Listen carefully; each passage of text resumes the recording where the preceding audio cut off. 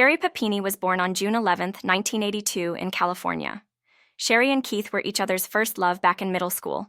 However, as they grew older, they attended different schools and lost contact. Despite this, Keith always held a special place in his heart for Sherry. He even kept the notes they used to pass to each other during class back in 7th grade when they shared the same classroom. In 2002, the two unexpectedly reunited. At that moment, Keith knew he wanted to marry Sherry. They had a fairy tale-like wedding in 2009, a beautiful ceremony that left everyone admiring their storybook romance. After their wedding, the couple settled in Redding, a small town in Southern California.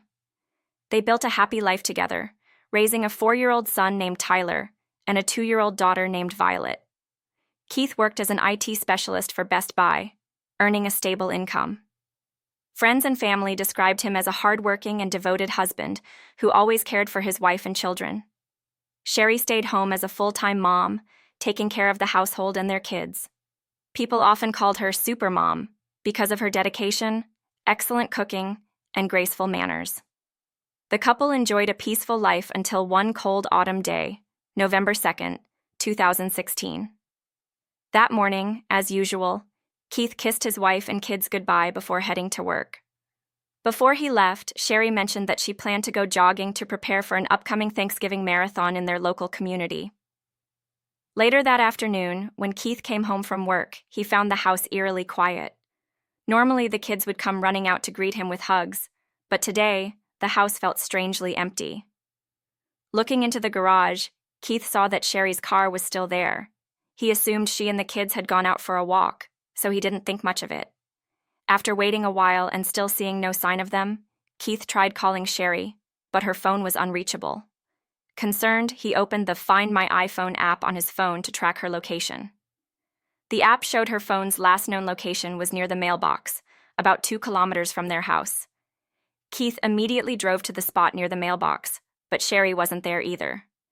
Worried, Keith called his mother to ask if she had spoken to Sherry that day, but his mother said she hadn't heard from Sherry all week. He then called the preschool where their 2 children were, and the teacher informed him that the kids were still at school, and no one had come to pick them up. At this point, Keith knew something was terribly wrong. He stepped out of his car, looked around, and found Sherry's phone and earbuds lying on the grass by the side of the road near the mailbox. Upon closer inspection, Keith noticed a strand of Sherry's blonde hair tangled in the earbuds, as if someone had ripped them off. He immediately took a photo of the phone and called the police. Typically, when a wife goes missing, the husband becomes the first suspect, and Keith was no exception. The police thought the image of the phone lying on the ground, which Keith had sent them, looked staged and unnatural. Keith was brought to the station for questioning and a lie detector test. The results showed that Keith was telling the truth. He genuinely didn't know what had happened to his wife. That evening, after returning home from the police station, Keith had to summon all his courage to explain to his 4-year-old son why their mother couldn't come home. And I told him I had something important to tell him, and he jumped he jumped up on the couch with me, and he knew something was up. And he said, "Dad, you can tell me anything." The mysterious disappearance of Sherry Papini quickly gained unprecedented public and media attention. The police launched a nationwide search for Sherry, enlisting all available resources. Even the FBI, professional detectives, and generous benefactors joined the effort. An anonymous donor offered a reward of hundreds of thousands of dollars to anyone who could help bring Sherry home safely. Nearly every news outlet covered Sherry's disappearance. Although Keith was known to be a private person, he participated in interviews and did everything he could to find his wife. Health. Are they feeding her? You know, is she hot? Is she cold? I mean, just little horrible things that I would go through. I thought about that. I thought about her being there, screaming my name, and that I wasn't there, and that really, that really got to me. Meanwhile, Sherry's family set up a GoFundMe account to raise funds for an expanded search effort. Within just a few days, donations reached nearly $50,000. Hundreds of residents from neighboring areas joined the search, offering their support. People gathered for prayer vigils and released thousands of yellow balloons, hoping that Sherry would soon come home. However, after nearly 3 weeks, All efforts to find Sherry ended in vain, and the investigation seemed to hit a dead end. Just as Keith and the family were on the verge of losing hope, a miracle happened. At 4 a.m. on November 24, 2016, 22 days after Sherry had gone missing, drivers on Interstate 5, near the outskirts of Yolo County, spotted a woman standing by the side of the road, waving for help. Some concerned motorists called the police to report what they had seen. When officers arrived, they discovered that the woman was Sherry Papini.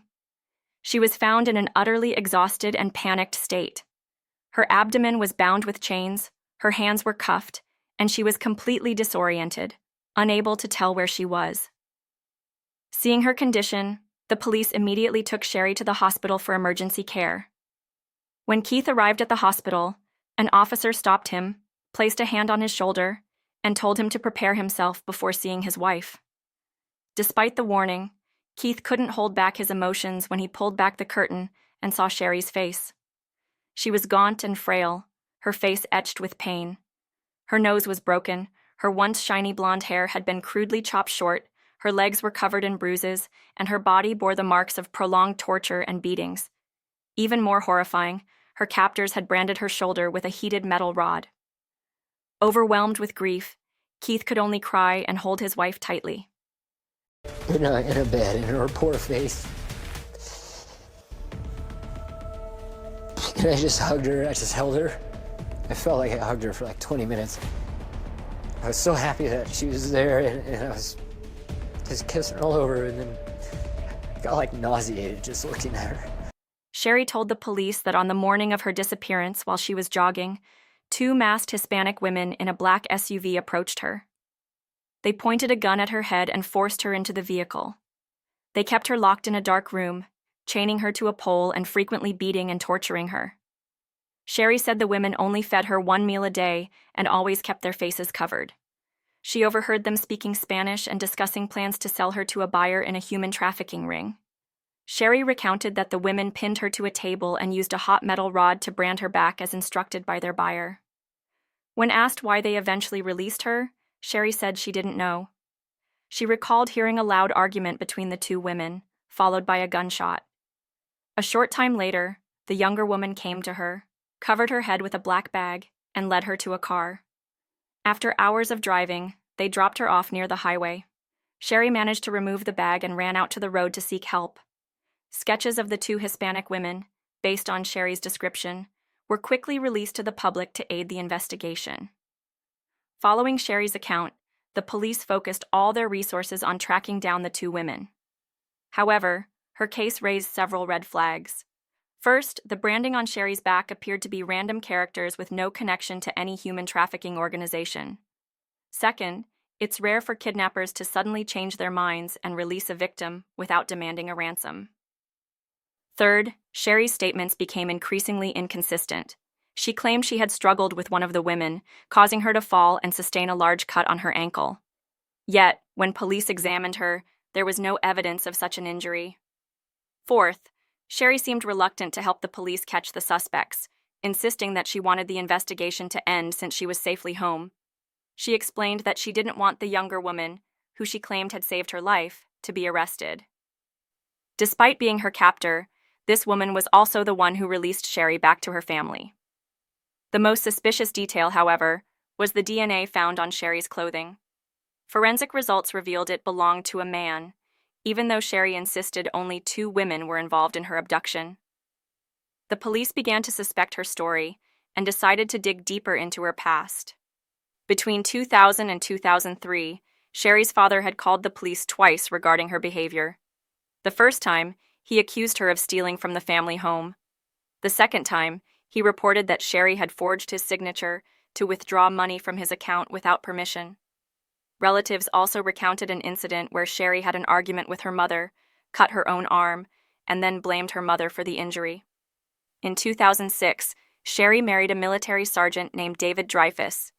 However, she filed for divorce while David was stationed in Japan. When interviewed, David and Sherry's former boyfriends all described her as someone who craved attention and lied effortlessly.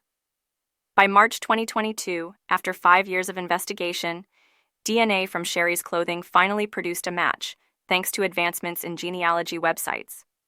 The DNA was traced to a man with 2 sons. One of those sons was Sherry's ex-boyfriend, James Reyes. Police quickly located James in Costa Mesa. At first, James pretended not to know anything about the case, claiming he had only heard about the kidnapping on TV. However, after an hour of questioning, he admitted the truth. James confessed that Sherry had contacted him, saying her husband was abusive and frequently hurt her. She told James she was terrified and wanted to leave her home. Sherry begged James to help her escape and let her hide at his house for a while. Feeling sorry for her, James agreed to help. Following Sherry's plan, James rented a car and left his phone behind to avoid being traced. When James went to pick up Sherry, he followed the plan. He drove over 9 hours from Costa Mesa to Sherry's home in Redding, Northern California to get her. By all accounts, James appeared to be a decent and kind man. He let Sherry sleep in his bedroom while he slept on the sofa. According to James, the two never engaged in any physical relationship during Sherry's stay at his house. However, after a short time, James began to notice Sherry behaving strangely. She refused to eat properly, consuming only half a banana per meal to lose weight. She cut her own hair and inflicted injuries on herself.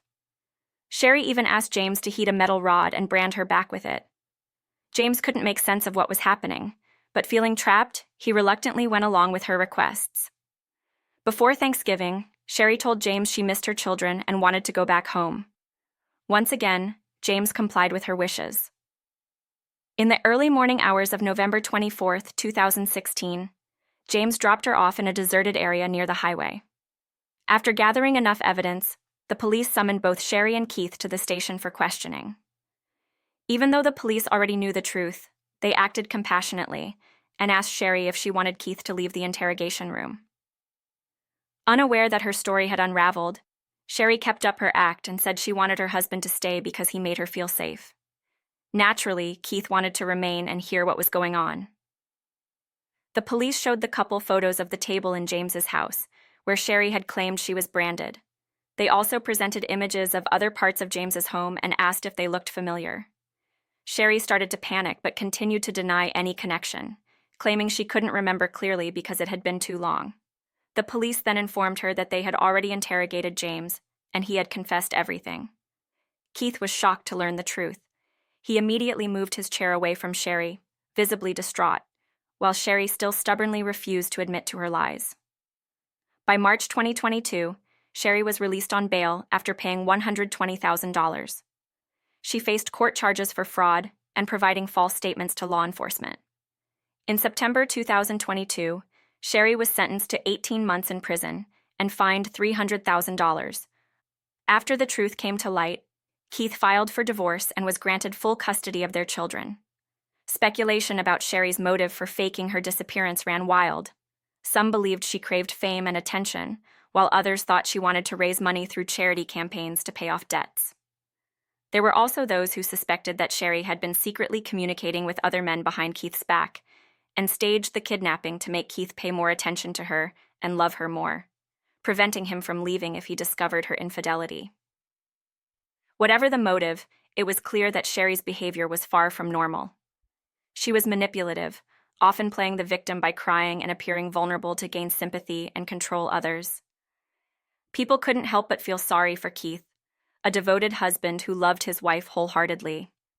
He endured pain, worry, and emotional devastation while his wife was living comfortably at her ex-boyfriend's house, portraying him as an abusive, cruel husband. Even until the very end, Keith trusted and supported Sherry, unable to imagine the shock and betrayal he would feel when the police revealed the truth. The public was outraged and sympathized with those who were truly missing and their families. The resources and effort the police spent searching for Sherry could have been used to save actual kidnapping victims. The sentence Sherry received was seen as far too lenient compared to the harm caused by her selfish and reckless actions.